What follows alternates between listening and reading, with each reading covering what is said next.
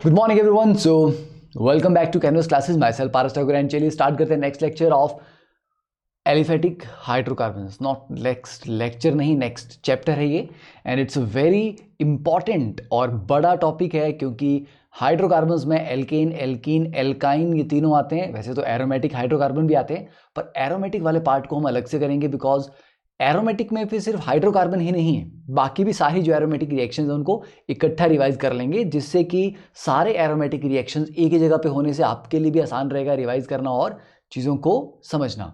ठीक है, चलिए स्टार्ट करते हैं। बड़ा टॉपिक है, ध्यान से पढ़ना है और काफ़ी इंपॉर्टेंट इसमें रिएक्शंस, उनकी स्टीरियो केमिस्ट्री है ना, कौन सी चीज़ किस साइड से ऐड हो रही है, कैसे हो रही है, तो वो बड़ा इंपॉर्टेंट है। चलिए तो शुरू किया जाए। तो एलिफेटिक हाइड्रोकार्बन्स एंड बाकी आपको बताइए कि भाई अगर आप प्लान कर रहे हैं, मतलब पढ़ाई का तो प्लान कर ही रहे हैं, बट अपार्ट फ्रॉम दैट और जो भी फ्यूचर अनाउंसमेंट्स होंगी उसके लिए आप मेरे टेलीग्राम ग्रुप को ज्वाइन कर सकते हैं आप। ठीक है, कैनवस क्लासेस एक अकेला ऑफिशियल टेलीग्राम ग्रुप पे और दूसरा इंस्टाग्राम पे फॉलो कर सकते हैं पारस_ठाकुर पे। ठीक है, चलिए तो let's continue and as with all the lectures, all the chapters, yes, with a positive mind and पूरी एफर्मेशन के साथ कि आज मेहनत करनी है, समझना है, सीखना है। ठीक है ना, बस, और फोकस रखना है, यहाँ वहाँ के डिस्ट्रैक्शंस नहीं, बिकॉज ये चीज़ें आपको, ये पढ़ाई आपको आगे तक लेके जाएगी। ठीक है, चलिए तो लेट्स स्टार्ट विद अल्केन्स। सबसे पहले अल्केन्स से स्टार्ट करते हैं। General methods of preparation. देखिए अल्केन्स के प्रेपरेशन मेथड वैसे तो बहुत ज़्यादा नहीं है, बट फिर भी मैंने कोशिश की है कि जितने भी इंपॉर्टेंट थे सभी को हम, इंपॉर्टेंट क्या, लेस इंपॉर्टेंट, मोर इंपॉर्टेंट, सबको हम यहाँ पर इंक्लूड कर लें। ठीक है, देखिए first is reduction of alkyl halides. तो बेटा आपके अल्काइल हैलाइड है, रिडक्शन का मतलब क्या होता है, एक इलेक्ट्रोनेगेटिव एटम को हटा के उसकी जगह एक लेस इलेक्ट्रोनेगेटिव एटम लगा दो। जैसे हैलोजन को हटा के आपने हाइड्रोजन लगा दिया, तो RX को आपने RH में कन्वर्ट किया, और ये एक रिडक्शन रिएक्शन है तो रिड्यूसिंग एजेंट यूज करेंगे। तो कॉमनली यूज रिड्यूसिंग एजेंट्स क्या क्या होते हैं? जिंक आपको पता है कि अच्छा रिड्यूसिंग एजेंट है, क्योंकि जिंक आसानी से जिंक 2 पॉजिटिव बना के 2 इलेक्ट्रॉन्स हमें दे देता है। तो ये 2 इलेक्ट्रॉन्स जो आपको मिल गए आगे रिडक्शन का काम करेंगे। तो जिंक प्लस एसिड, अब वो एसिटिक एसिड भी हो सकता है जो काफ़ी रिएक्शन में आप देखते भी हैं, या डाइल्यूट HCl हो सकता है, इवन जिंक प्लस बेस भी होता है, zinc copper amalgam plus zinc copper alloy plus ethanol, H2 in the presence of metal catalyst, जैसे H2 in the presence of निकल, पैलेडियम, प्लेटिनम, है ना, जिसको आप कैटालिटिक हाइड्रोजनेशन बोलते हैं, वो हो गया। लिथियम एल्यूमिनियम हाइड्राइड, ये थोड़ा स्ट्रॉन्ग रिड्यूसिंग एजेंट है। NaBH4 सोडियम बोरोहाइड्राइड, ये थोड़ा माइल्ड है। PH3SNH, ये मॉडरेट है, मतलब बड़ा माइल्ड भी नहीं, बड़ा स्ट्रॉन्ग भी नहीं, ये दोनों के बीच में है। And red phosphorus plus HI, ये भी काफ़ी स्ट्रॉन्ग रिड्यूसिंग एजेंट है, ये अच्छों को रिड्यूस कर देता है। ठीक है, जिनको LAH नहीं कर पाता रिड्यूस, ये उनको भी कर देता है। तो देखिए जैसे 1 डिग्री, 2 डिग्री, 3 डिग्री, ये तीनों अल्काइल हैलाइड को ट्राइफिनाइल टिन हाइड्राइड से ट्रीट करेंगे अगर आप TPH से, ये तीनों को RH में रिड्यूस कर देगा। बट अगर आप LAH की बात करें, ये 1 डिग्री और 2 डिग्री को तो रिड्यूस कर देता है, क्योंकि देखिए 1 डिग्री, 2 डिग्री और 3 डिग्री में बच्चे सबसे ज़्यादा रिएक्टिविटी एक्चुअली 3 डिग्री की होती है। तो मतलब 3 डिग्री के साथ अगर आप एक माइल्ड रिड्यूसिंग एजेंट भी लोगे वो भी काम कर जाएगा, क्योंकि 3 डिग्री खुद ही रिएक्शन करने के लिए बहुत ज़्यादा उत्सुक है, विलिंग है, राइट। तो अगर रिएक्टिविटी देखें तो अलाइल और बेंजाइल ज़्यादा हैं, फिर उसके बाद 3 डिग्री, फिर 2 डिग्री, फिर 1 डिग्री। ओके, तो LAH क्योंकि बड़ा स्ट्रांग है तो वो 1 डिग्री को भी कर देता है।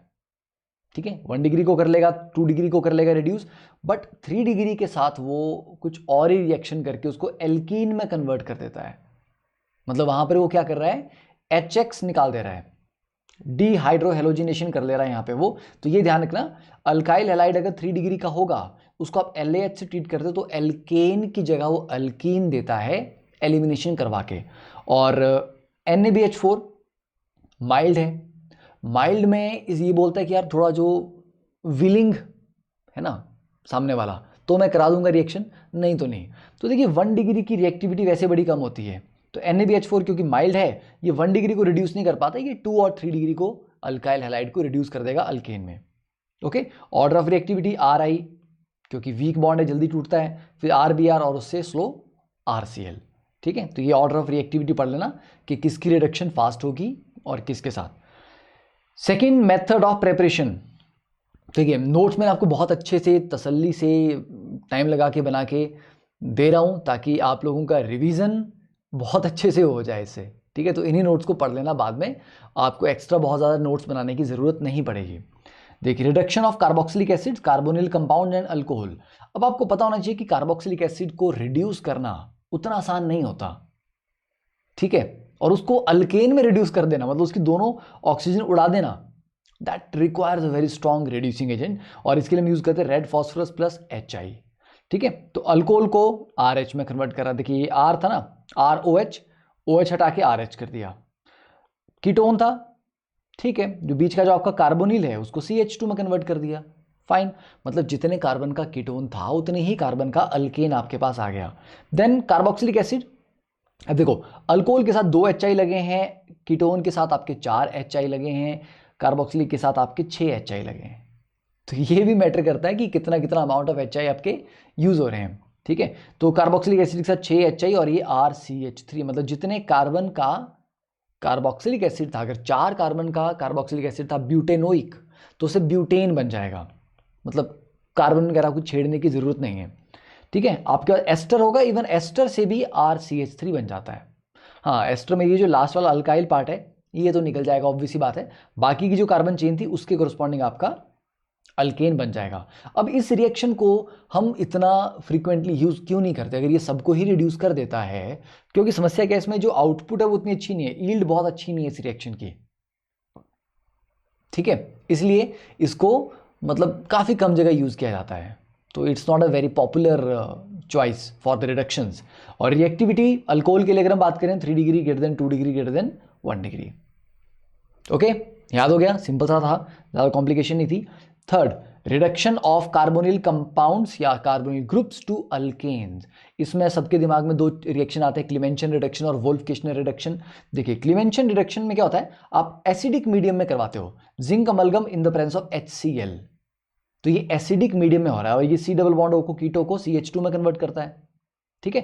जैसे देखिए ये वाला आपके पास कंपाउंड है, यहाँ पे सिंपल जिंक अमलगम HCl से आपने ट्रीट किया तो ये क्या बन जाएगा, बस C डबल बॉन्ड O का आपका CH2 बना दिया, डन। अब इसमें ध्यान ये रखना होता है कि अगर उस कंपाउंड में जिसका आप रिएक्शन करवा रहे हो, रिएक्टेंट में एसिड सेंसिटिव ग्रुप हैं जो HCl के साथ रिएक्ट कर जाएंगे, तो फिर आप ये रिएक्शन नहीं करवाएंगे, ठीक है। क्यों?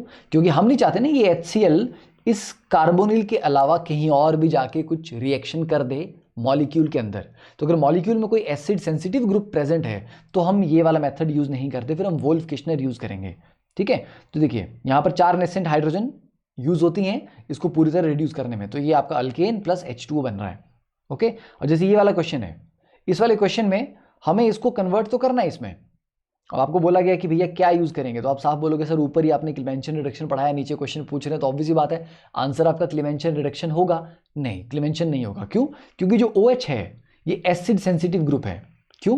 क्योंकि OH को अगर एसिडिक मीडियम मिल जाए तो ये भाई साहब OH2 पॉजिटिव है ना, प्रोटोन हिट करके OH2 पॉजिटिव बना देते हैं, वाटर निकल जाता है और यहाँ पे तो यहाँ से वाटर निकल जाएगा और यहाँ कार्बोकेटाइन आ जाएगा, फिर उस कार्बोकेटाइन के ऊपर हो सकता है ये क्लोराइड अटैक कर ले और यहाँ पर OH की जगह Cl लग जाए, या कार्बोकेटाइन के बाद बगल से H पॉजिटिव निकल के अल्कीन बन जाए, है ना। तो there are so many possibilities.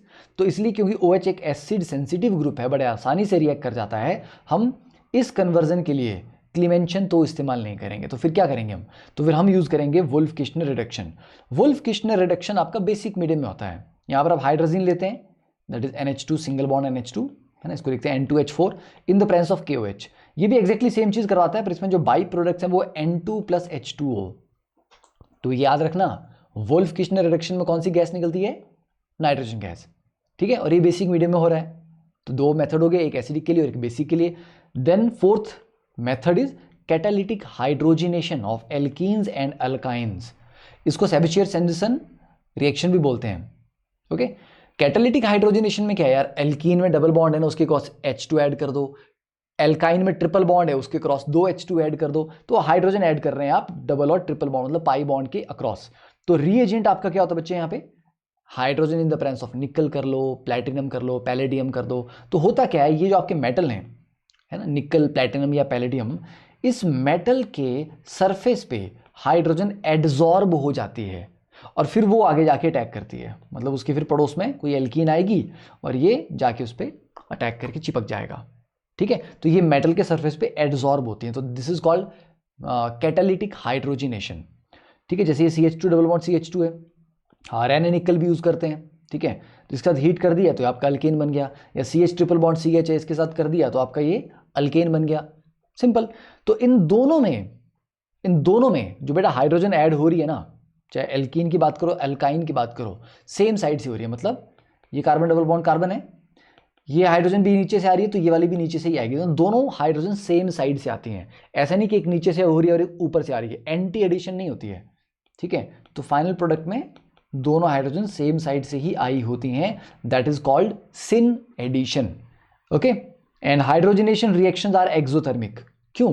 क्योंकि एल्कीन थोड़ा हायर होता है एनर्जी में, एल्केन लोअर होता है। तो आप एल्कीन से एल्केन में आएंगे तो एनर्जी लूज करेंगे।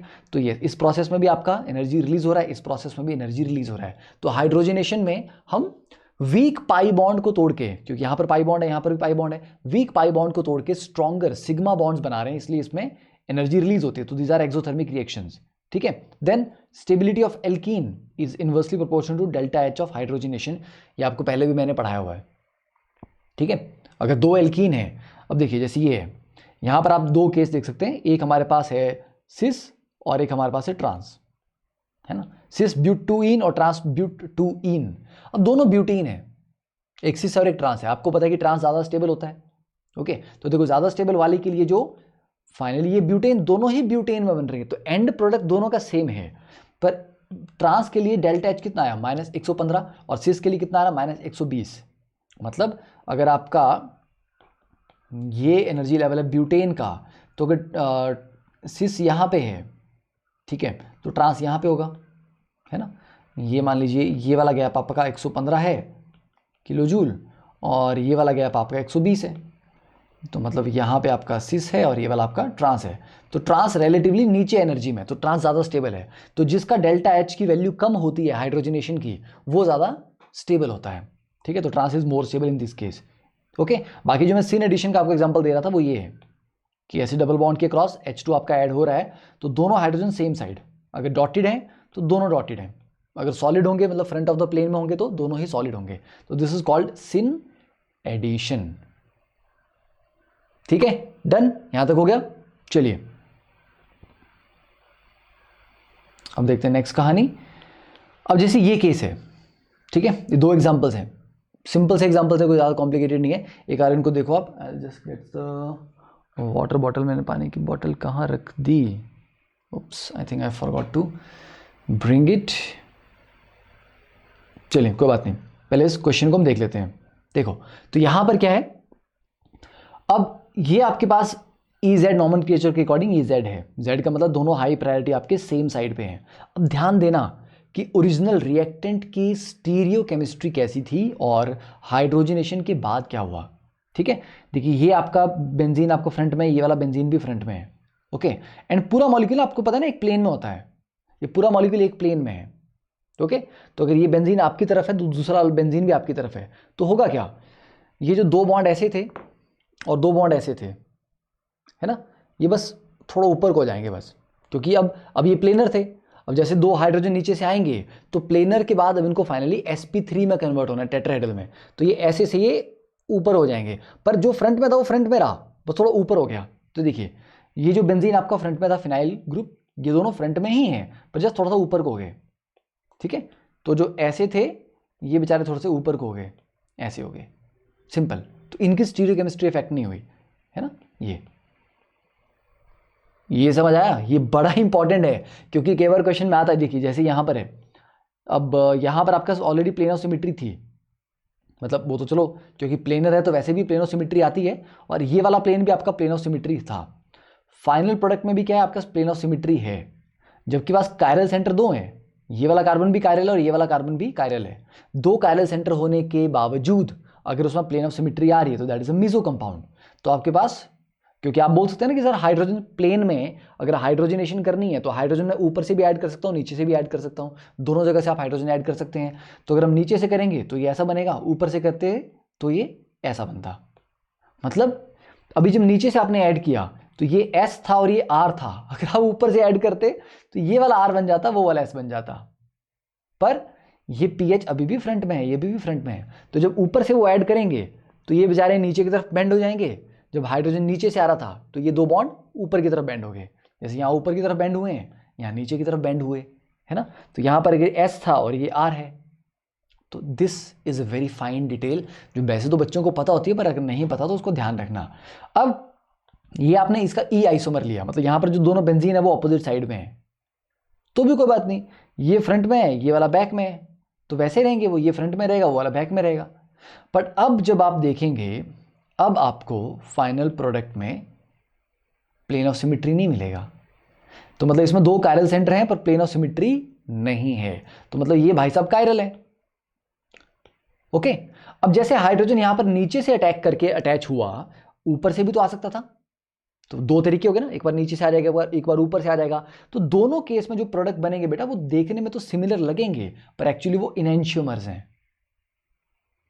ठीक है, ऊपर भी दो तरीके से ऐड हो रहा था, पर क्योंकि वो मीजो था तो फिर दोनों ही मीजो थे, तो बात खत्म हो गई कि वो एक आयरल हो गए और दोनों सेम ही चीज हो गई। बट यहां पर ये दोनों अलग अलग हैं, तो इस कंपाउंड में हाइड्रोजनेशन करके आपको एक चीज नहीं मिल रही है, दो प्रोडक्ट मिल रहे हैं, और वो क्या मिल रहे हैं, इनएंशियोमर्स।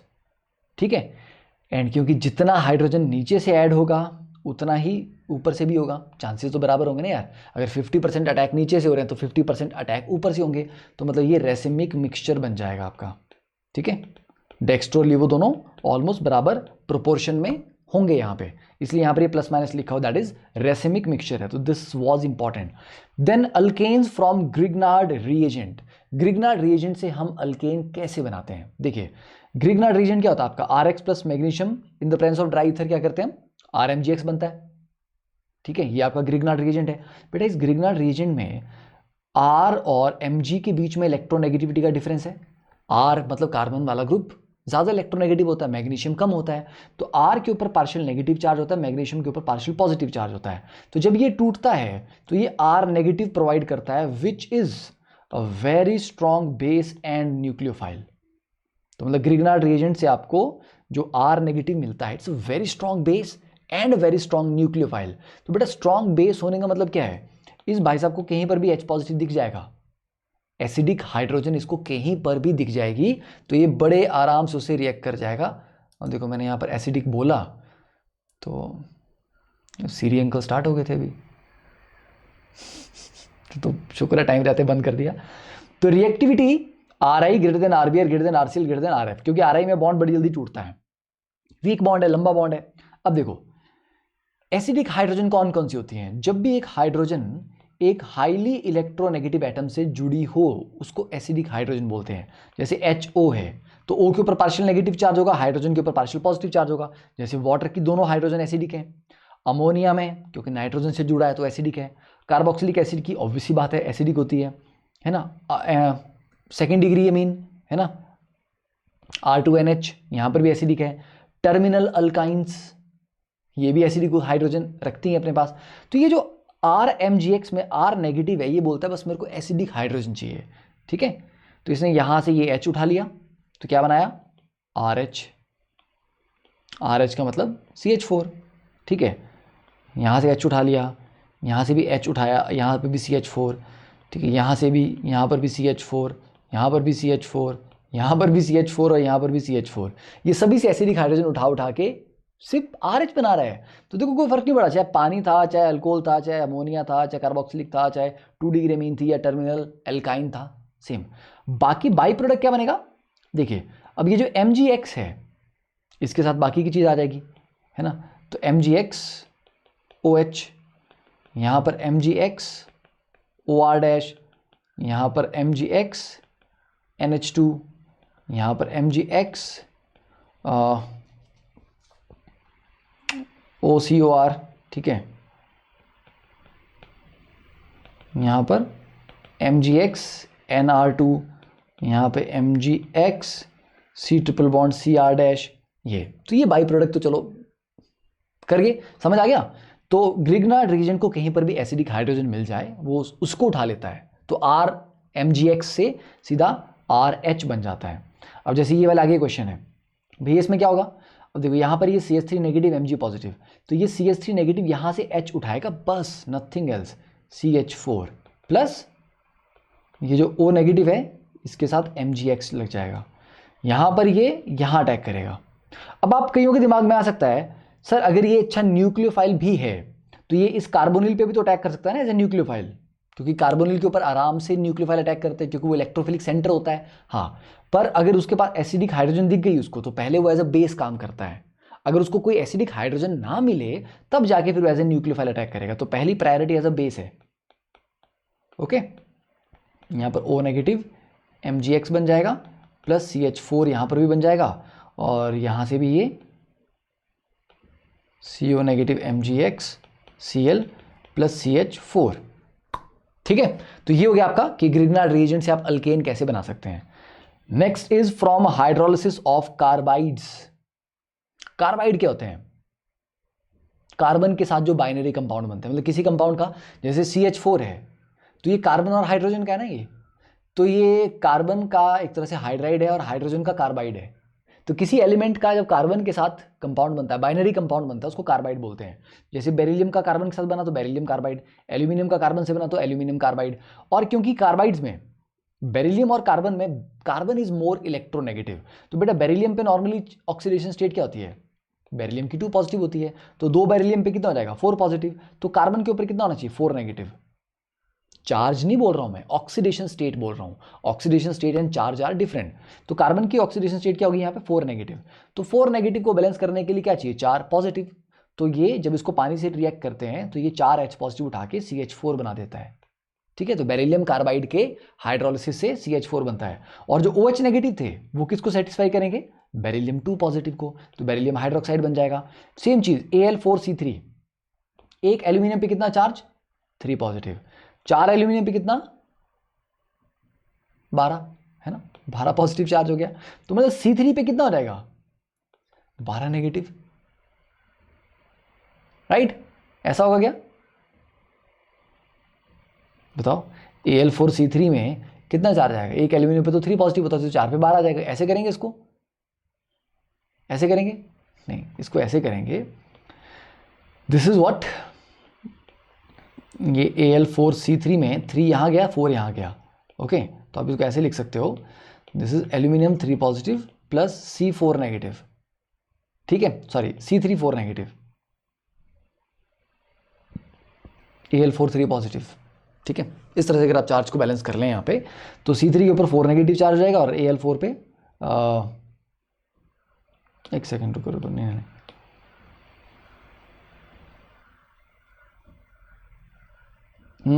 सॉरी उल्टा बोल दिया, हाँ ऐसे एल्यूमिनियम 3 पॉजिटिव सी ऊपर 4 नेगेटिव चार्ज है, हाँ तो 12 3 कार्बन के ऊपर 12, वो ठीक चल रहे थे हम। तो यहाँ पर C4 नेगेटिव है तो ऑब्वियसली ये उसको भी बैलेंस करने के लिए, न्यूट्रलाइज करने के लिए 4 H पॉजिटिव चाहिए, तो यहाँ पर भी आप हाइड्रोलिसिस करेंगे तो आपका CH4 बनेगा, और बाकी एल्यूमिनियम का बन जाएगा AlOH थ्राइस, एल्यूमिनियम हाइड्रोक्साइड, ठीक है। तो ये हो गया हाइड्रोलिसिस ऑफ कार्बाइड से। तो ये जो कार्बाइड आपके मिथेन गैस जनरेट करते हैं इनको मिथेनाइड्स भी बोलते हैं, ओके। जो कार्बाइड्स आपके मिथेन जनरेट करते हैं हाइड्रोलिसिस पे उनको मिथेनाइड्स भी बोलते हैं। तो एल्यूमिनियम और बेरिलियम के कार्बाइड को मिथेनाइड बोलते हैं। ये आपका इनऑर्गेनिक का ज्ञान हो गया। Next is D carboxylation of carboxylic acid. इसको आप सोडा लाइम डी कार्बोक्सिलेशन पढ़ते हो, आपने 10th क्लास में भी पढ़ा हुआ है इसके बारे में। हम क्या करते हैं, कार्बोक्सिलिक एसिड को पहले उसके सॉल्ट में कन्वर्ट कर रहे हैं, जैसे कि सोडियम हाइड्रोक्साइड से ट्रीट किया तो sodium salt of carboxylic acid हो गया। फिर आगे कैल्शियम ऑक्साइड के साथ हीट करोगे तो ये CO2 उड़ जाता है। मतलब ओवरऑल कहानी ये है कि इस कार्बोक्सिलिक एसिड से ये CO2 उड़ गया तो क्या रहेगा RH, बस। तो कार्बोक्सिलिक एसिड से CO2 उड़ा देना है। जैसे ये वाला कार्बोक्सिलिक एसिड है, NaOH प्लस कैल्शियम ऑक्साइड के साथ हीट करेंगे तो क्या होगा, बस ये वाला CO2 उड़ जाएगा। तो ये 1 2 3 4 कार्बन का कार्बोक्सिलिक एसिड था तो एक कार्बन तो उड़ गया CO2 में, ठीक है, तो 3 कार्बन का अल्केन बन जाएगा, ठीक है, प्लस Na2CO3। अब यहां पर ये वाला CO2 उड़ जाएगा तो ये जस्ट साइक्लोहेक्सेन बचेगा प्लस Na2CO3। तो ये हो गया आपका सोडा लाइम डीकार्बोक्सिलेशन। अब आपको पता होना चाहिए कि बीटा कीटो एसिड या बीटा अनसैचुरेटेड एसिड बड़े आसानी से डीकार्बोक्सिलेट कर जाते हैं। बीटा अनसैचुरेटेड का मतलब क्या हुआ, ये आपका कार्बोक्सिलिक एसिड है, इसका बगल वाला कार्बन अल्फा, अगला वाला बीटा, ये अल्फा है और ये बीटा है। बीटा पे अगर कीटो ग्रुप हो और उसको स्लाइटली हीट करोगे आप, तो ये तो बड़ी आसानी से डीकार्बोक्सिलेट कर जाता है, मतलब बड़ी आसानी से अपना कार्बन डाइऑक्साइड रिलीज कर देता है। ओके, यहां पर आपको NaOH कैल्शियम ऑक्साइड लेने की जरूरत नहीं है। क्यों? क्योंकि एक साइक्लिक इंटरमीडिएट के थ्रू होके रिएक्शन प्रोसीड करता है और इसीलिए बड़ी जल्दी से डीकार्बोक्सिलेट कर जाता है। तो जरूरी नहीं है कि बीटा पे कीटो ही होना चाहिए, बीटा पे कोई अनसैचुरेशन है, मतलब बीटा पे कोई डबल बॉन्ड है। अब चाहे वो कार्बन डबल बॉन्ड O हो, कार्बन डबल बॉन्ड कार्बन हो, कार्बन डबल बॉन्ड नाइट्रोजन हो, चलेगा। उन सब केसेस में भी आपका डीकार्बोक्सिलेशन आसानी से हो जाती है। तो ये चीज़ याद रखना, काफ़ी सिंपल कॉमन कॉन्सेप्ट अब तो ये। देन कोल्ब्स इलेक्ट्रोलिटिक मेथड, देखिए कोल्ब इलेक्ट्रोलिटिक मेथड से आपका एल्केन, एल्कीन, एल्काइन वैसे तीनों बनाते हैं। ठीक है, देखो तो हम यहां पर करते क्या है, इलेक्ट्रोलाइसिस करते हैं हम सोडियम और पोटेशियम अल्केनोएट, मतलब आपके पास जो कार्बोक्सिलिक एसिड था RCOH, आपने उसको पहले मान लीजिए KOH से ट्रीट करके RCOO नेगेटिव K पॉजिटिव में कन्वर्ट किया, मतलब सॉल्ट में, है ना। ठीक है, तो इसको क्या बोलूंगा मैं, पोटेशियम अल्केनोएट बोलूंगा ना इसको मैं, समझे। ओके, तो ये बन गया आपका। तो इसमें बेटा दो आयन आ गए, RCOO नेगेटिव और K पॉजिटिव, एक एनायन है और एक कैटायन है। एनायन के पास एक्स्ट्रा इलेक्ट्रॉन्स होते हैं तो उसको तो लूज करने हैं, तो वो तो जाके ऑक्सीडेशन करेगा, तो एनायन की तो होगी ऑक्सीडेशन एनोड पे, और जो K पॉजिटिव कैटायन है वो कैथोड पे जाके कैथोड पे जाएगा रिडक्शन के लिए, उस बेचारे को इलेक्ट्रॉन्स चाहिए न्यूट्रलाइज होने के लिए। तो हमें K पॉजिटिव क्या कर रहा है उससे मतलब नहीं है। तो जब आप सॉल्ट बनाते हैं कार्बोक्सिलिक एसिड का, उसको इलेक्ट्रोलाइज करते हैं, तो एनोड पे आपका गैस रिलीज होती है। कैसे, देखिए अब इसका मैकेनिज्म देख लेते हैं। तो हमारे पास जो था CH3COO नेगेटिव, ठीक है बेटा। O नेगेटिव का मतलब क्या होता है, O नेगेटिव का मतलब होता है उसके पास एक्स्ट्रा इलेक्ट्रॉन्स हैं। तो हमने दो CH3CO नेगेटिव लिए, और क्योंकि एनोड पे ऑक्सीडेशन होगी तो जो एक्स्ट्रा इलेक्ट्रॉन्स है उसको छोड़ने पड़ेंगे, तो वो 2 इलेक्ट्रॉन छोड़ देगा, क्योंकि 2 मॉलिक्यूल लिए थे तो 2 इलेक्ट्रॉन छोड़वा रहे हैं हम दोनों से, तो 2 CH3COO। अब नेगेटिव चार्ज नहीं बचा, तो नॉर्मली ऑक्सीजन के पास कितने इलेक्ट्रॉन होते हैं, 6 है ना। यहाँ पर कितने थे, 1 2 3 4 5 6 7, 7 थे यहाँ पे, 6 से एक ज़्यादा थे तभी तो एक नेगेटिव चार्ज था। तो एक नेगेटिव चार्ज छोड़ दिया तो अब कितने हो जाएंगे उसके पास, 6 इलेक्ट्रॉन बचेंगे। तो 1 2 3 4 5 6, ये जो 6 वाला आपका ऑड इलेक्ट्रॉन है ना, इसको ध्यान में रखना। बाकी के जो पेयर है ना उनको मैं फिर उड़ा देता हूँ।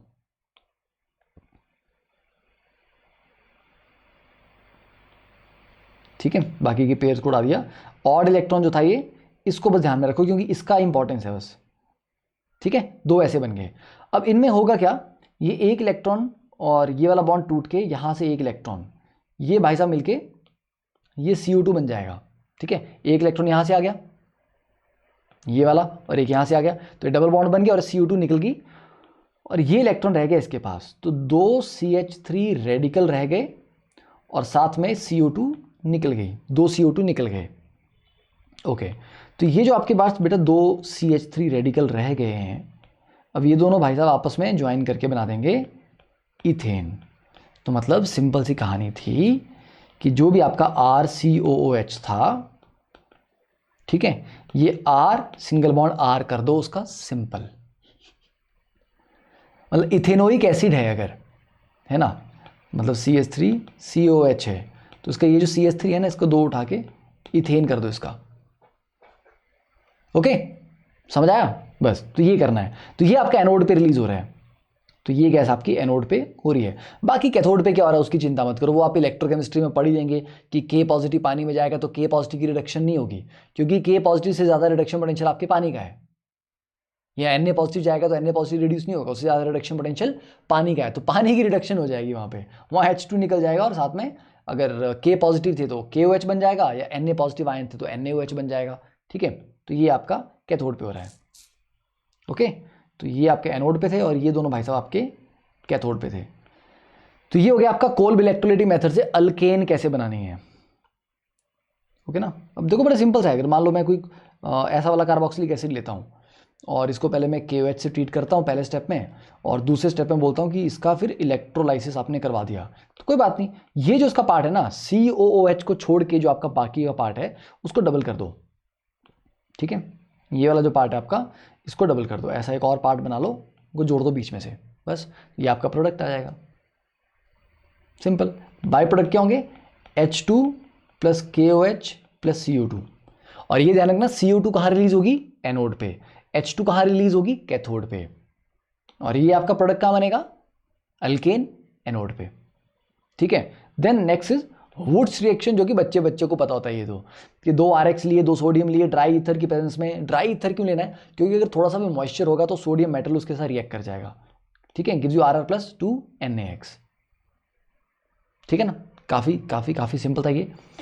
अब जैसे ये है तो यहां पर भी क्या करना है आपको, इस पार्ट को डबल कर देना है, RX वाला जो पार्ट होता है ना, उसको डबल कर देना है, तो हमें इवन नंबर ऑफ कार्बन वाला अल्केन ही मिलता है।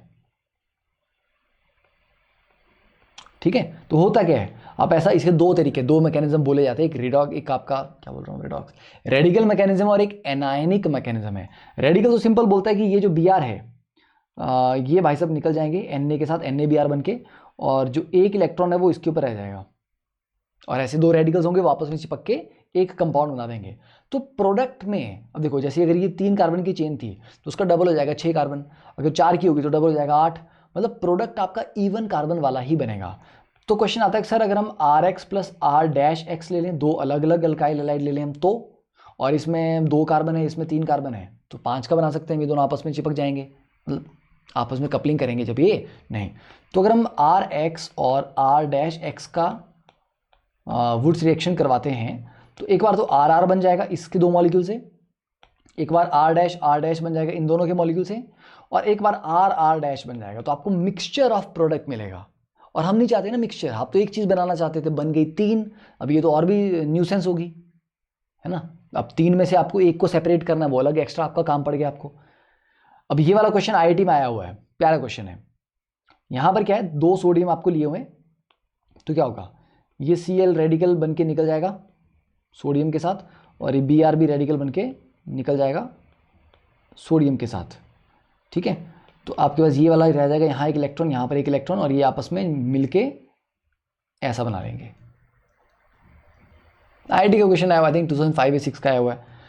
If zinc is use in the place of sodium, तो जैसे यहाँ पर आप सोडियम यूज कर रहे हैं वुड्स रिएक्शन में, अगर आप उसकी जगह पर जिंक यूज करते तो आपको 2 सोडियम की जगह सिर्फ एक ही जिंक लेना है, क्योंकि जिंक ZnX2 बना देता है अकेला, है ना। 2X निकालने के लिए आपको 2 सोडियम चाहिए, पर 2X निकालने के लिए आपको एक ही जिंक चाहिए। तो अगर आप जिंक को यूज करते हैं सोडियम की जगह पे, तो उस रिएक्शन को फिर फ्रैंकलैंड रिएक्शन कहा जाता है। बाकी सेम है, वो भी कपलिंग रिएक्शन ही है। अब जैसे ये आपके सामने 2 बड़े सिंपल से प्यारे से नन्हे से मुन्ने से क्वेश्चन हैं, you can take a pause the video and solve these 2 questions. ठीक है, आई थिंक तो चलिए सॉल्व करते हैं। देखिए पहला आपने हीट किया, अब देखिए ये वाला कार्बोक्सिलिक एसिड को अगर मैं रेफरेंस पॉइंट मानूं तो ये अल्फा कार्बन वाली बीटा है, तो बीटा पे कीटो है ना। अब बोलोगे नहीं सर बीटा पे तो कार्बोक्सिलिक है, तो बेटा कार्बोक्सिलिक भी तो CO के बाद OH बना ना, तो CO तो है ना बीटा पोजीशन पे, यस। तो बीटा कीटो एसिड वाला ये केस हो गया, या बीटा डाई एसिड हो गया ना ये, तो 1,3 डाईओइक। तो हीट करने पे क्या हो जाएगा, सिंपली आपका CO2 उड़ जाएगा एक। अब कोई भी उड़ा दो आप, दोनों में से, दोनों सिमेट्रिकल हैं, कोई भी एक उड़ा दो। ठीक है, तो ये एक ही COH बचा, फिर एक COH को बाद में जब आप सोडा लाइम डिकार्बोक्सिलेशन कर रहे हो तो वो COH में से भी CO2 उड़ जाएगा, तो सिर्फ साइक्लोब्यूटेन रह जाएगी। ठीक है, तो फर्स्ट क्वेश्चन सिंपल सा था। सेकंड क्वेश्चन देखिए, which of the following reaction would not produce saturated hydrocarbon, saturated मतलब सारे single bond, that is alkane, नहीं बनाएगा, है ना, एज ए मेजर प्रोडक्ट। देखिए पहला वाला सोडियम ईथर है, ये तो आपका वुड्स रिएक्शन है, ये तो बनाएगा।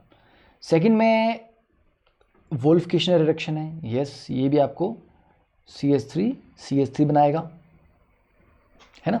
ठीक है, थर्ड वाला ये क्लेमेंशन रिएक्शन है, ये वाला भाई साहब भी आपको अल्केन देंगे। फोर्थ वाला आपका एस्टर को LAH के साथ ट्रीट किया, एस्टर को LAH के ट्रीट करने पे क्या होता है, अल्कोहल बनते हैं, इस वाले पार्ट का भी अल्कोहल बन जाएगा और इस वाले पार्ट का भी अल्कोहल बन जाएगा, तो आपको अल्केन नहीं मिलेगा, अल्कोहल मिलेंगे। तो आंसर इज D। ठीक है, चलिए 10th इज कोरे हाउस सिंथेसिस, जो कि बहुत छोटा सा वैसे। RX को आप लिथियम से ट्रीट करते हो, RLi प्लस LiX बनते हैं, फिर RLi को फर्दर कॉपर हैलाइड के साथ ट्रीट करते हो आप CuX के साथ, तो R2CuLi बनता है, that is di alkyl lithium cuprate. तो कई बार क्वेश्चन ऐसा आता है कि कोरे हाउस सिंथेसिस में जो इंटरमीडिएट है वो क्या है, R2CuLi, डाई अल्काइल लिथियम क्यूपरेट।